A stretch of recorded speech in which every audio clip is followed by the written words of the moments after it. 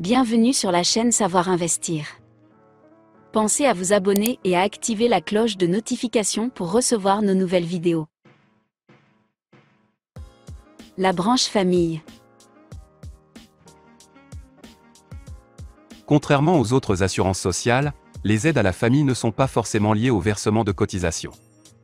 Chaque année, sous le contrôle de l'État, un budget est attribué à la branche famille pour verser les aides dont elle a la charge, via les différents régimes de protection sociale. Dans le secteur privé, par exemple, hormis le secteur agricole, cette branche est gérée par la Caisse nationale d'allocation familiale, CNAF, et les caisses d'allocation familiale, CAF, installées dans les départements. Ces caisses sont des organismes de droit privé qui assurent une mission de service public régie par le Code de la sécurité sociale. Comme son nom l'indique, la branche famille est en charge des aides aux familles, mais pas seulement. C'est aussi elle qui verse les aides au logement et les aides à la réinsertion sociale.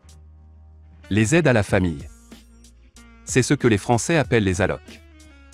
Pour tout le monde en France, actif ou non, français ou étranger, à partir de la naissance ou de l'adoption du deuxième enfant, la Caisse verse en effet une aide forfaitaire mensuelle non imposable. Cette aide s'appelle les allocations familiales. Elles sont versées à toutes les familles résidant en France, sans condition de nationalité ou de revenus. Pour y avoir droit, il faut juste résider habituellement en France et avoir à charge une famille de plus de 2 enfants. D'où sa très grande notoriété, aux yeux de tous, les allocations familiales sont un exemple de solidarité nationale envers les familles vivant en France. Par ailleurs, cette fois en fonction des revenus du foyer, les caisses d'allocation familiale peuvent aussi verser d'autres prestations familiales.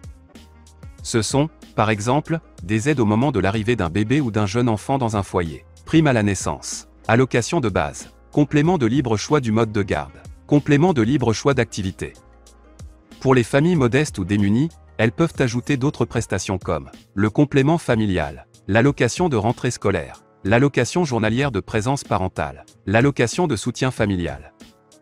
Enfin, les caisses d'allocation familiale s'occupent de la future retraite des parents qui restent à la maison pour garder eux-mêmes leurs enfants. Et elles peuvent pallier les problèmes de recouvrement de pensions alimentaires entre parents divorcés. Les aides au logement.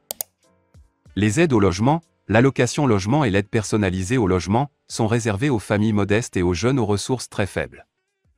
Les caisses peuvent aussi leur verser une prime en cas de déménagement, et elles peuvent accorder des prêts pour aider les ménages modestes à financer l'entretien ou la rénovation de leur logement. La solidarité et l'insertion. Ce sont aussi les caisses d'allocation familiale qui versent l'allocation d'éducation de l'enfant handicapé et l'allocation adulte handicapé. En matière d'aide à l'insertion, la CAF verse la prime de retour à l'emploi et les prêts jeunes à venir. Et comme c'est également elle qui gérait le revenu minimum d'insertion, RMI, et l'allocation parents isolés, c'est donc elle qui s'occupe désormais du revenu de solidarité active, RSA.